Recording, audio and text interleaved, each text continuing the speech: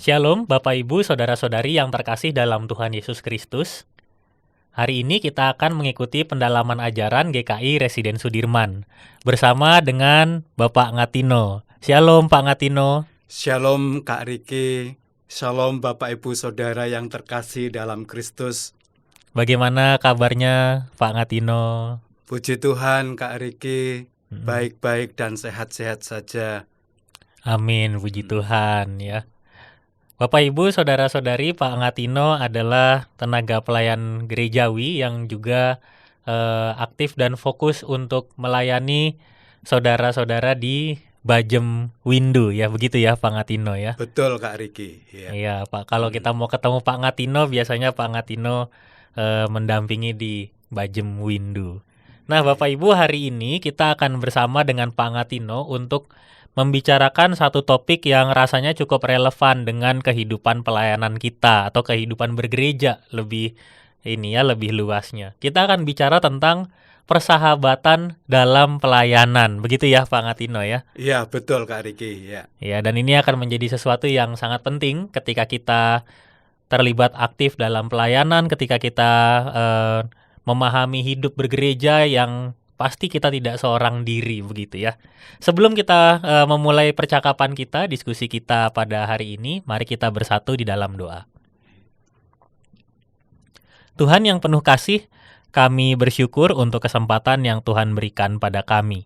Hari ini ya Tuhan, kami akan bersama-sama belajar dari bagian firman-Mu supaya kami juga semakin mengerti, semakin memahami, dan juga semakin mendalami kehidupan persahabatan kami di dalam pelayanan kami.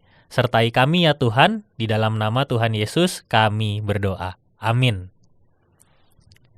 Baik Pak Ngatino, sesuai tema kita hari ini ya, persahabatan dalam pelayanan.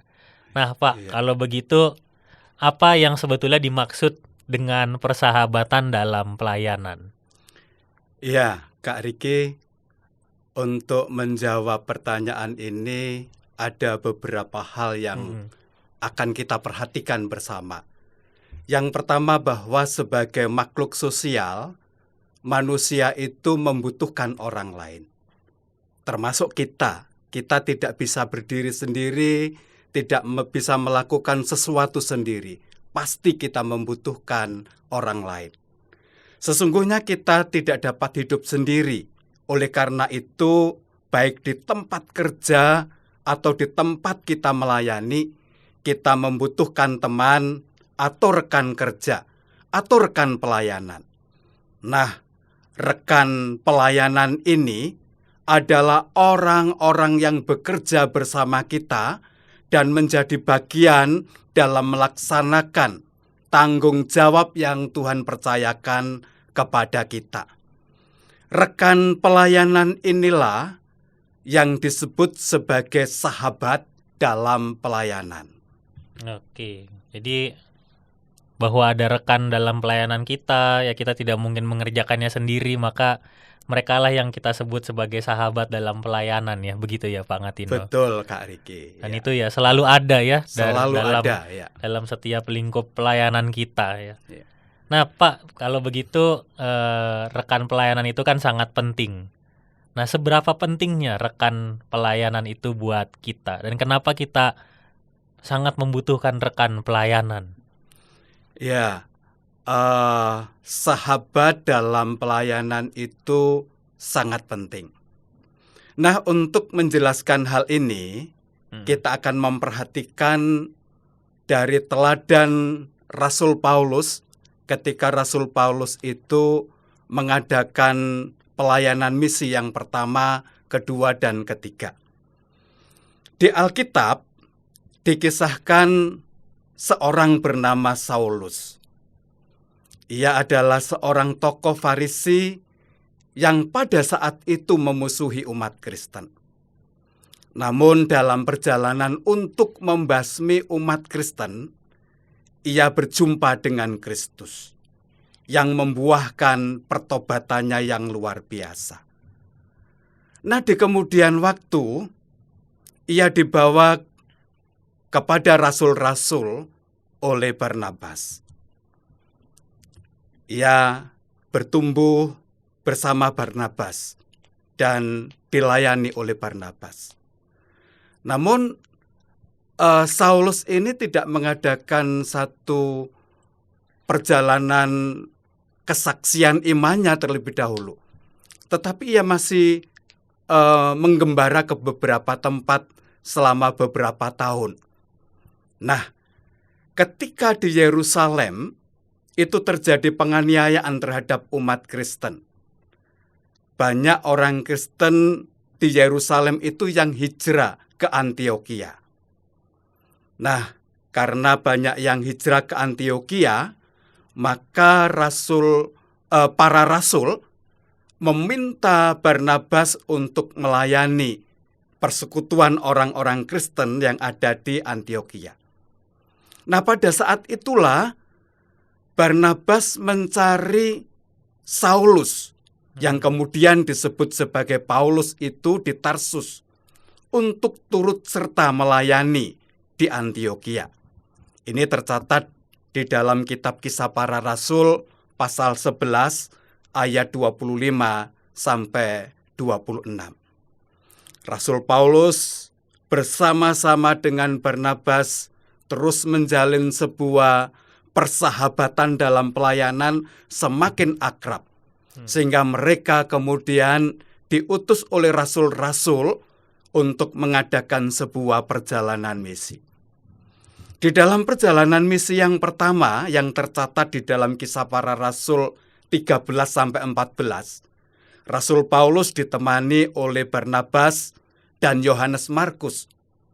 Nah, dalam perjalanan misi yang pertama ini mereka berangkat dari Antiokhia ke Seleukia, kemudian berlayar ke Pulau Siprus, berlayar kembali ke kota Pamfilia, Antiokhia di Pisidia, Ikonium dan Listra, dan kemudian di Derbe. Nah, kemudian mereka kembali lagi ke Antiokhia sebagai pusat atau markas rasul-rasul pada saat itu untuk merancang perjalanan misi berikutnya. Nah, di dalam perjalanan misi yang kedua yang tercatat dalam Kisah Para Rasul 15 ayat 36 sampai 18 ayat 22, Rasul Paulus ditemani oleh Silas. Kemudian di Listra, Paulus mengajak Timotius. Kota-kota yang dituju adalah Syria, Kilikia, Derbe, Listra. Nah, di sanalah Rasul Paulus ini berjumpa dengan Timotius dan mengajak Timotius bergabung dengan timnya. Nah, kemudian mereka bertiga menuju wilayah Makedonia, Filipi, Tesalonika, Athena, dan kota Korintus, serta kota-kota yang lainnya. Nah, dalam perjalanan misi yang kedua ini banyak kota yang dijangkau. Namun, mereka perlu juga ketika sudah misi itu dianggap sudah selesai, mereka akan kembali lagi ke Antiokhia untuk membahas, merancang di misi yang ketiga atau misi berikutnya. Nah, dalam misi yang ketiga, yang tercatat di dalam Kisah Para Rasul 18, ayat 23, sampai Kisah Para Rasul 21 sampai 17. Nah, mereka kembali merancang untuk perjalanan misi yang ketiga. Rasul Paulus tetap ditemani oleh Silas dan Timotius.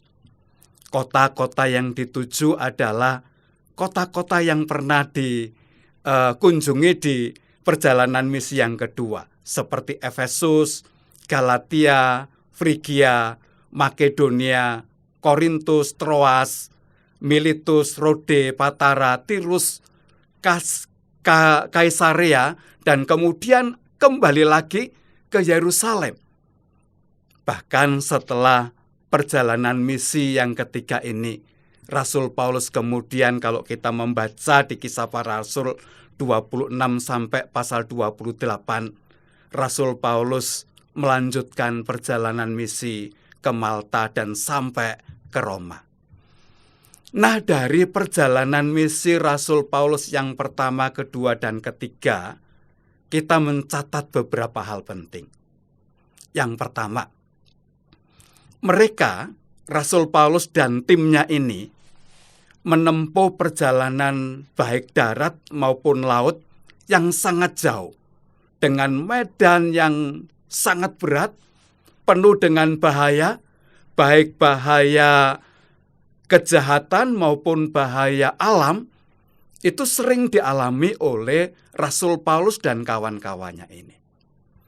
Dan yang kedua, kota-kota yang dilalui oleh Paulus dan timnya, dari Antioquia sampai ke Asia Kecil, bahkan sampai ke Eropa, itu ada begitu banyak kota-kota, bahkan puluhan, sampai ada yang mengatakan sampai sekitar 100 kota.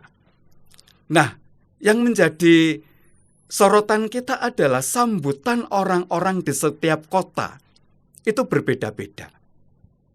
Ada yang terbuka, lalu menerima dan percaya kepada Tuhan Yesus. Namun ada juga yang menolak. Ada yang melawan, bahkan memfitnah. Ada juga yang mau membunuh Rasul Paulus, bahkan menangkap Rasul Paulus dan memasukkan ke dalam penjara.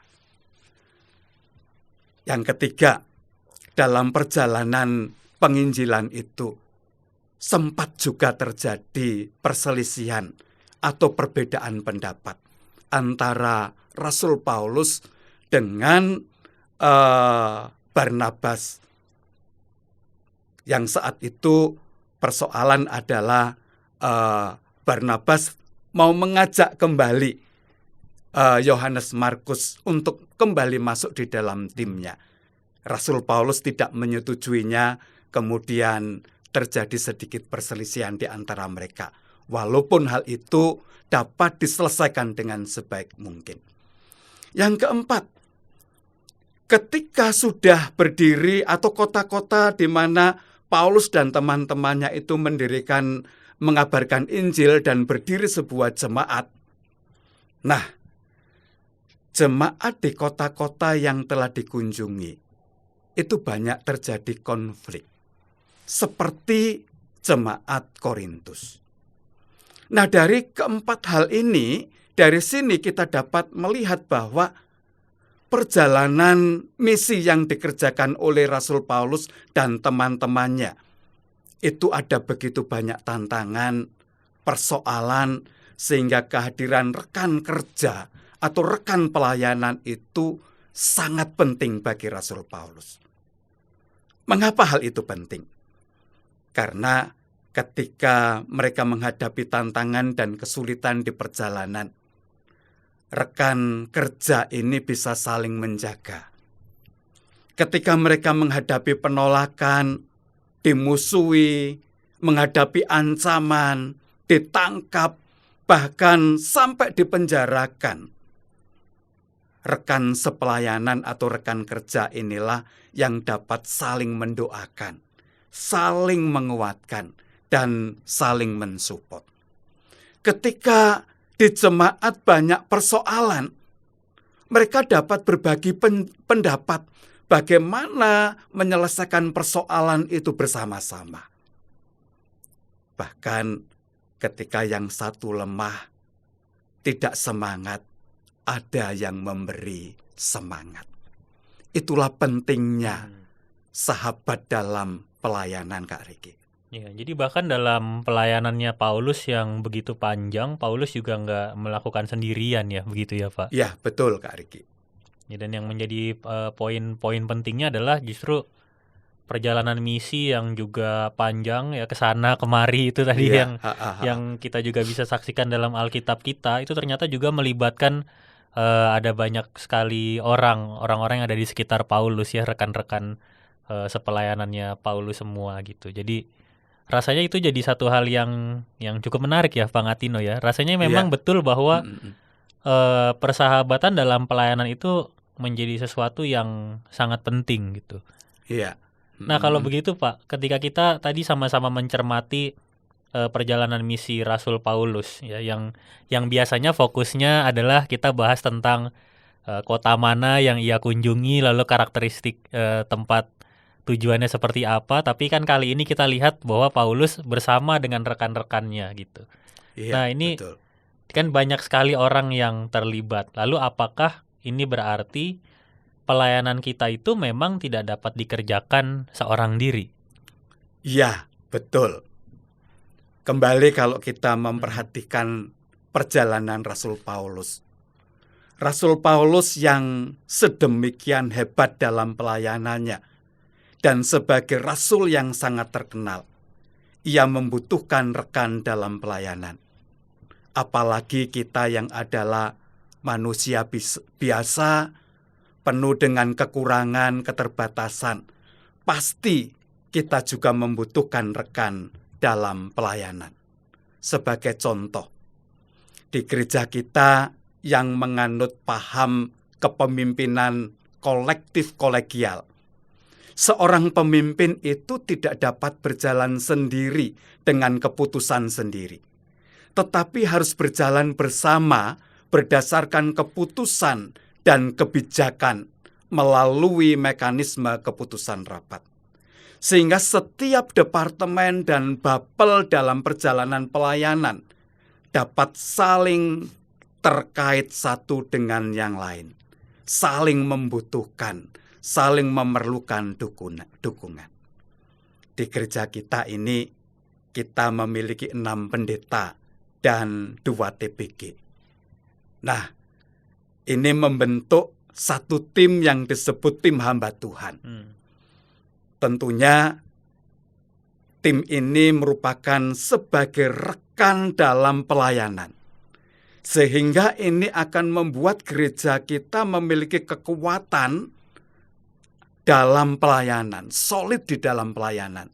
Karena tim ini saling mendukung, saling melengkapi, saling memberikan ide, saling memberikan saran di dalam setiap pelayanan yang dikerjakan. Demikian Kak Riki. Ya, jadi pada intinya mungkin seperti ini juga ya Pak Ngatino. Jadi memang tidak dapat dikerjakan seorang diri, lalu bukan hanya sekadar mengerjakannya rame-rame atau bareng-bareng, tapi melihat bahwa ketika kita mengerjakannya bersama-sama, melakukan untuk Tuhan bersama-sama, disitulah kita justru akan semakin terasa bahwa kita ada di dalam situasi yang saling menolong, saling memberi perhatian, saling peduli satu dengan yang lain. Begitu ya Pak? Ya, betul sekali Kak Riki. Ya.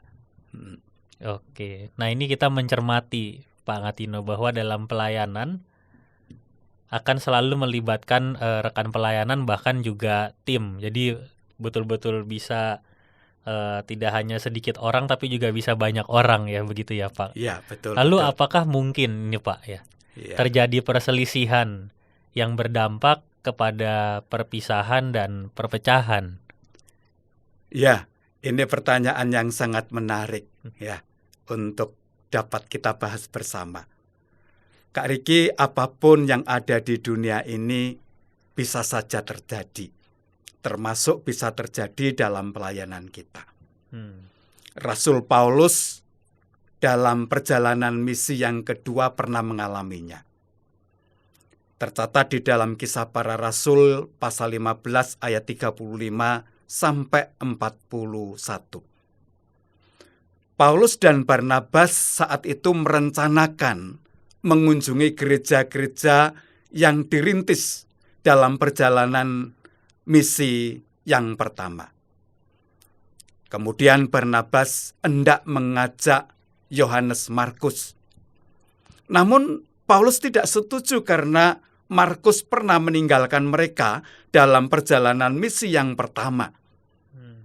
Yang tercatat di dalam Kisah Para Rasul 15 ayat 38. Sehingga hal ini terjadi perselisihan antara Paulus dan Barnabas. Dampaknya mereka berpisah. Barnabas bersama Markus ke Siprus, sedangkan Paulus bersama Silas ke Siria dan ke Kilikia.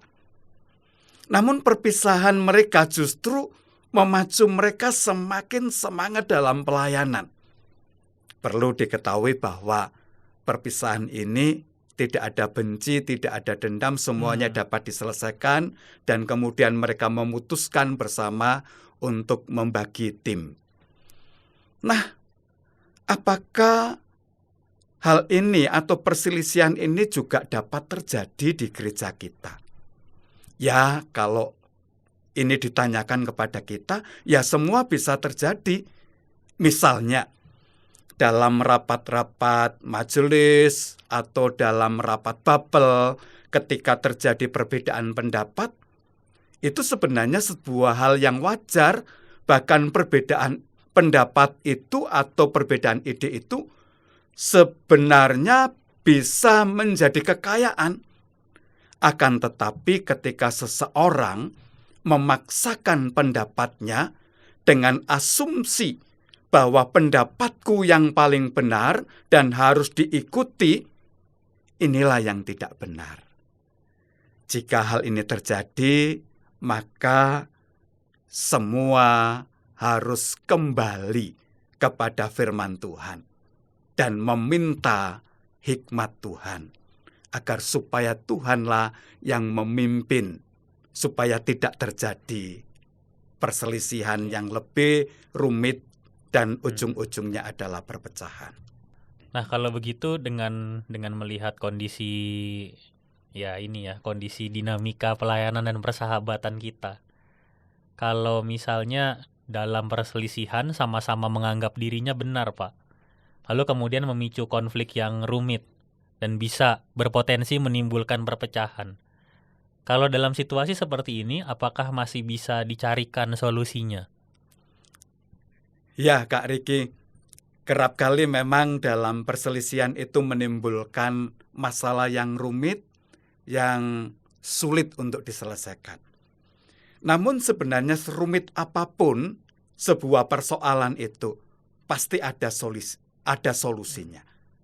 Nah, seperti apa sih solusinya? Pertama, masing-masing harus merendahkan diri di hadapan Tuhan. Kemudian meminta hikmat agar Tuhan memimpin kita menemukan jalan keluar yang terbaik. Yang kedua, tekankan agar masing-masing memiliki kerendahan hati. Dan yang terpenting adalah menanggalkan keegoannya. Segala keakuan, aku yang paling benar, prinsipku yang paling harus diikuti, itu yang harus ditanggalkan. Yang berikutnya, yang ketiga, tekankan bahwa pelayanan kita itu untuk kemuliaan nama Tuhan, bukan untuk kepentingan diri sendiri. Ketika kita mulai mengarahkan ke sana, kita akan disadarkan bahwa kalau ini untuk kemuliaan nama Tuhan, maka kita akan meruntuhkan keegoisan kita masing-masing. Sehingga kita akan kembali ke visi utama, yaitu untuk kemuliaan nama Tuhan. Ketika semuanya sudah bisa mereda, kemudian pimpin dalam doa. Dan itu kita baru akan melihat bagaimana cara Tuhan berkarya menolong kita, memberikan jalan keluar yang terbaik. Demikian Kak Riki. Oke. Berarti jangan buru-buru kapok juga ya Pak Ngatino ya. Ya, kapok tuh bukan tujuan kita kan itu ya. Kalau dalam pelayanan terus ada persahabatan juga, kita belajar untuk mengenal orang lain ya. Lalu dalam pelayanan Rasul Paulus, ini kan kalau tadi kita bicara antara Paulus dan Barnabas, di mana usianya mungkin juga tidak begitu jauh ya Pak Ngatino ya. Iya. Tapi kita juga menemukan Paulus menjadi pribadi yang bisa bersahabat dalam pelayanannya, dan dia mengajak seorang Timotius yang waktu itu usianya masih sangat muda. Nah, lewat cerita ini, lewat persahabatan dalam pelayanan yang terjadi antara Paulus dan juga Timotius, bagaimana kita bisa menempatkan diri kita ketika kita melayani dengan rekan pelayanan yang usianya jauh lebih muda? Ya, ini pertanyaan yang menarik juga, dan hal ini sering kita jumpai di banyak gereja-gereja ya. Ada yang senior dan ada yang Iya, junior betul. begitu. Nah, kita melihat kepada Timotius dulu ya. Timotius ini adalah putra dari Yunike, berasal dari Listra. Timotius ini seorang yang dikenal sangat baik di kota Listra. Ini dapat kita baca di Kisah Para Rasul 16 ayat 1-3. Nah, dalam perjalanan misi kedua, Rasul Paulus dan Silas mengunjungi Listra dan kemudian tertarik kepada Timotius, sehingga mengajak Timotius yang waktu itu usianya masih sangat muda untuk bergabung bersama Paulus dan Silas dalam perjalanan misi. Dan yang menarik adalah Timotius yang sangat muda ini disebut oleh Rasul Paulus sebagai anak rohaninya. Kalau usianya masih muda berarti belum matang benar, secara pelayanan juga belum terampil. Karena Rasul Paulus menyebut sebagai anak rohaninya, maka melalui perjalanan misi yang kedua itu, Paulus melatih Timotius dalam pekerjaan-pekerjaan pelayanan. Bahkan melatih Timotius bagaimana hidup beriman yang benar. Di sana Rasul Paulus banyak mengajar Timotius dalam kehidupan imannya supaya dapat bertumbuh dan semakin kuat. Nah, ternyata apa yang dikerjakan oleh Rasul Paulus ini sangat berhasil. Di kemudian hari ketika Rasul Paulus sudah melihat bahwa Timotius ini mampu untuk dipercaya, ya Timotius menggunakan seluruh hidupnya untuk melayani Tuhan. Itu terbukti ketika Timotius itu ditugaskan menjadi gembala di beberapa gereja. Ada gereja Tesalonika, kita dapat membaca di 1 Tesalonika 3 ayat 1 dan 2. Kemudian ditugaskan di Korintus, kita bisa membaca di 1 Korintus 4 ayat 17, pasal 16 ayat 10 dan 11. Kemudian ditugaskan di kota Filipi atau di jemaat Filipi, kita bisa membaca di Filipi 2 ayat 19 sampai 22. Kemudian Timotius ditugaskan lagi di jemaat di Berea. Kita bisa membacanya di Kisah Para Rasul 17 ayat 14. Dan kemudian ditugaskan di kota Efesus untuk menggembalakan di sana. Dapat dibaca di 1 Timotius 1 ayat 3. Nah, semua tugas yang diberikan oleh Rasul Paulus kepada Timotius itu, semuanya dapat dikerjakan dengan kesetiaan dan ketaatan. Nah, jika dalam pelayanan kerjasama Timotius dengan Rasul Paulus atau Rasul Paulus dengan Timotius itu dapat terjalin dengan indah, walaupun usia mereka sangat berbeda, Rasul Paulus sangat menghargai karya dan semangat Timotius. Timotius menjadikan Rasul Paulus itu sebagai teladan, sebagai guru orang tua yang perlu dicontoh, sehingga Rasul Paulus mengambil begitu banyak pelajaran berharga dari dalam diri Rasul Paulus untuk modal bekal pelayanan Timotius di kemudian hari.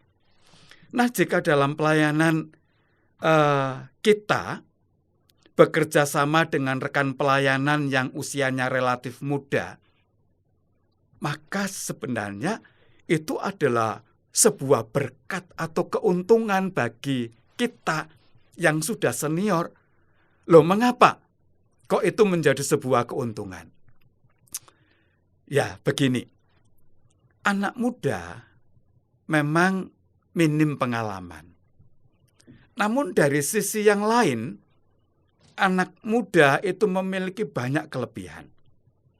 Dari segi ilmu pengetahuan, ya, namanya saja masih muda, ini masih hangat-hangatnya, penuh dengan ilmu pengetahuan yang akan dipraktekkan ini. Kemudian dari sudut semangat yang masih penuh semangat yang menggebu-gebu, dan masih banyak gagasan dan ide-ide yang kreatif dan inovatif, dan banyak kelebihan-kelebihan yang lain yang dimiliki oleh anak muda. Nah, ketika yang senior dengan yang junior ini bisa bekerja dengan baik, maka ini merupakan sebuah keuntungan yang besar untuk saling melengkapi dalam sebuah pelayanan. Tapi ini sih Pak, ada masih satu yang perlu kita pertajam lagi. Jadi kan juga yang kita tahu berdasarkan pengalaman juga, biasanya yang tua ini merasa menjadi senior. Lalu kemudian yang muda dianggap belum banyak pengalamannya. Lalu kalau situasinya seperti ini terkait dengan jarak usia yang panjang, bagaimana cara kita bisa menyikapinya, Pak? Iya, baik Kak Riki.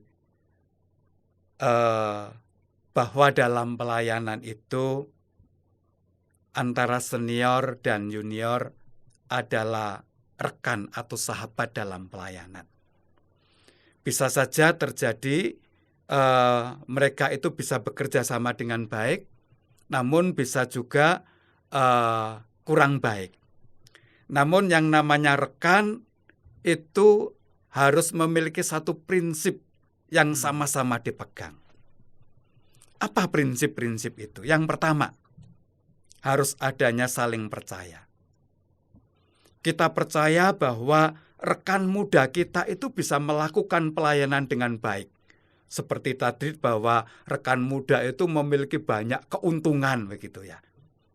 Namun juga harus sebaliknya, bahwa rekan yang muda itu harus juga percaya kepada seniornya, bahwa seniornya itu memiliki banyak pengalaman begitu ya. Memiliki banyak pengalaman yang perlu dicontoh. Kalau keduanya itu saling percaya, disinilah akan mulai terbangun ya, terbangun kepercayaan atau terbangunnya saling percaya tadi. Yang kedua, harus memiliki visi yang sama.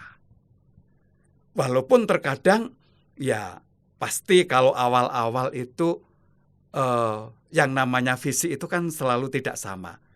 Mereka harus membicarakan visiku ini, visimu ini, kemudian disatukan. Pasti ini bukan hal yang gampang untuk menyatukan visi. Tetapi yang namanya rekan kerja dalam pelayanan, di kemudian hari mereka bagaimana harus bisa menyatukan visi. Sehingga melalui menyatukan visi ini mereka akan bisa bekerja sama dengan sebaik mungkin. Dan yang ketiga adalah saling menerima. Setiap orang pasti punya kelebihan dan kekurangan. Diperlukan kerendahan hati. Walaupun senior punya juga kekurangan. Junior juga pasti punya kekurangan. Tetapi sikap kerendahan hati untuk saling menerima ini sangat diperlukan dalam sebuah tim atau rekan pelayanan itu. Sehingga pelayanan dapat berjalan dengan baik dan dapat sukses begitu.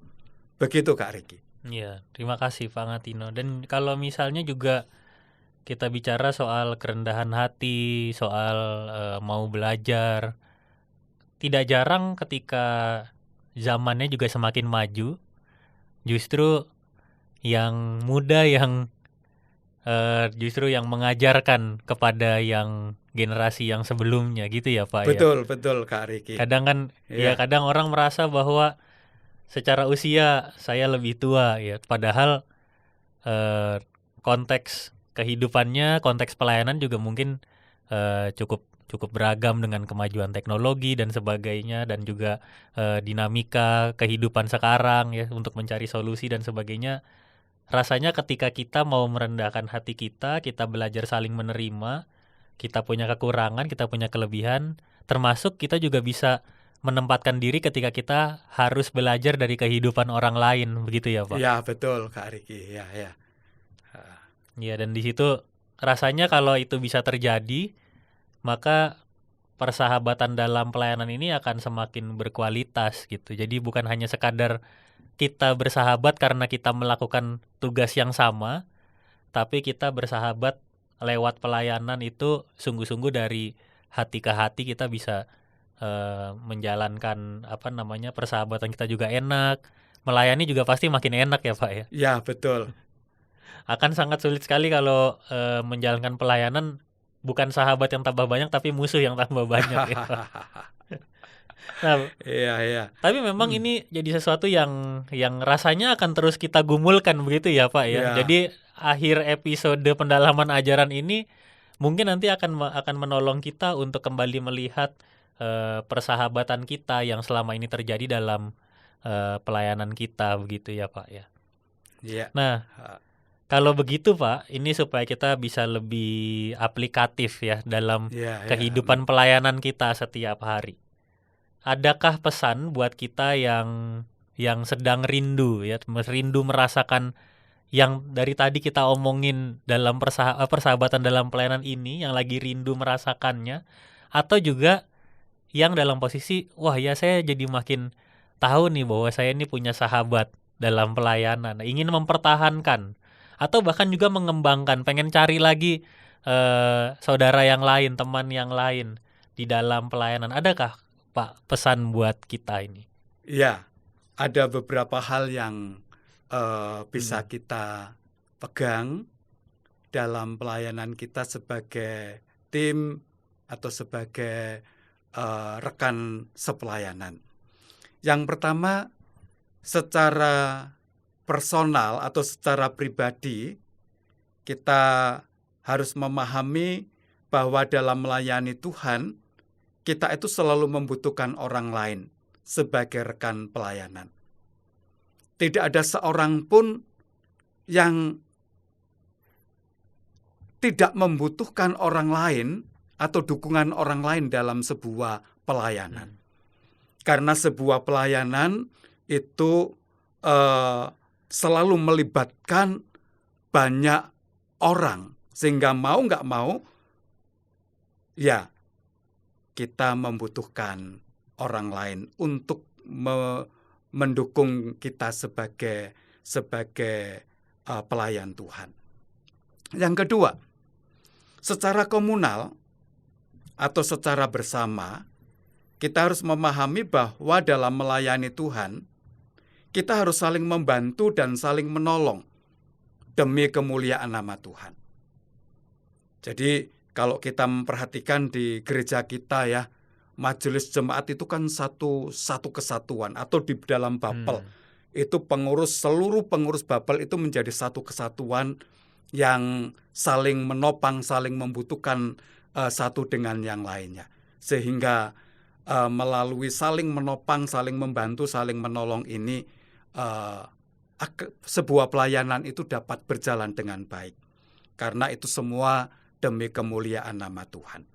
Yang ketiga, secara universal atau secara bersama, kita harus memahami bahwa sebagai gereja harus dapat menjadi contoh atau teladan persahabatan yang menghadirkan kedamaian.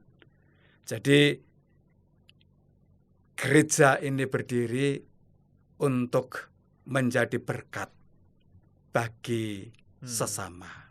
Demikian Kak Riki. Iya, dan jadi 3 pesan ini pun sangat dekat ya dengan kehidupan kita. Bisa kita mulai dari diri kita sendiri yang tadi secara personal, bahwa kita ingat bahwa kita selalu membutuhkan orang lain gitu. Ya, lalu betul, juga betul. secara komunal bersama-sama ya kita saling menolong, saling membantu. Lalu secara universal kita sadar bahwa gereja itu kan betul-betul jadi contoh itu ya Pak Iya, ya. betul. Kan ya kita tahu sendiri salah satu pergumulan dunia kan untuk menghadirkan merasakan kedamaian. Kalau nggak mulai dari kita, kalau nggak dimulai dari persahabatan kita, ya mau mulainya dari mana lagi gitu ya Pak ya. Ya, betul Kak Riki. Dan Ya, rasanya ya. disitulah Tuhan beri kita kesempatan ya Pak ya untuk melihat bahwa pelayanan itu adalah sebuah gerbang yang dibukakan oleh Tuhan untuk Iya. bukan hanya kita berkarya tapi juga kita bisa saling kenal satu dengan yang lain. Ya, Merasa betul. bahwa Tuhan tidak hadirkan kita dan membebani kita dengan satu tugas untuk kita kerjakan sendirian gitu ya Pak ya. Iya, iya, iya. Tapi dengan bersama-sama justru akan makin enak. Nah Pak Iya, Ngatino, betul demikian Kak Riki. ini terakhir Pak. Iya. Ya, supaya kita bisa terus ya Pak ya mempertahankan persahabatan dalam pelayanan. Adakah kalimat penutup buat kita semua, pesan yang bisa kita tangkap dari percakapan kita hari ini? Iya. Bahwa kita itu satu dengan yang lain sebagai gereja itu saling kait-mengkait. Benar apa yang dikatakan oleh Rasul Paulus bahwa kita itu satu tubuh di dalam Kristus yang saling melengkapi, saling menolong. Mari kita menjadi satu tubuh di dalam Kristus untuk membangun kerajaan Allah di dunia ini demi hormat dan kemuliaan nama Tuhan. Kiranya Tuhan Yesus memberkati kita. Amin. Ya, terima kasih Pak Ngatino.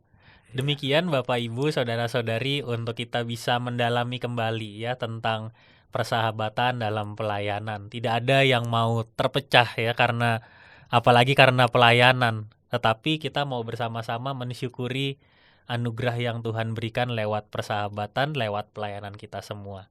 Untuk itu, bolehkah kami memohon kepada Pak Ngatino untuk memimpin kita dalam doa? Ya, mari kita berdoa.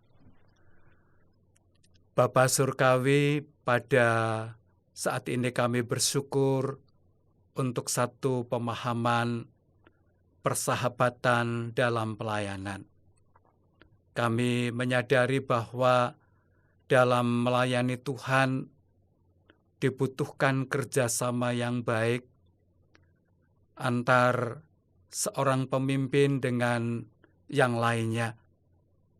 Dan di dalam gereja merupakan satu tubuh di dalam Kristus yang saling melengkapi.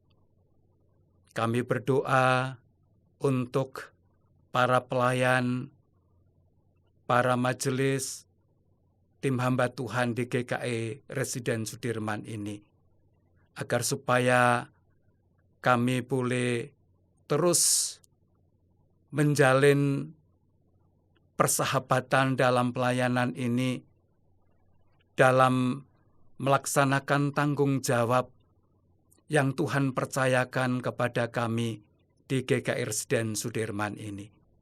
Kiranya Tuhan memberkati setiap karya pelayanan kami semuanya. Di dalam nama Tuhan Yesus kami berdoa. Amin. Amin. Terima kasih Pak Ngatino untuk kesempatannya pada hari ini. Terima kasih juga untuk Bapak Ibu Saudara-saudari yang sudah menyaksikan episode ini. Sampai nanti kita ketemu lagi di pendalaman ajaran GKI Residen Sudirman di waktu yang mendatang. Tuhan Yesus memberkati. Tuhan Yesus memberkati Bapak Ibu.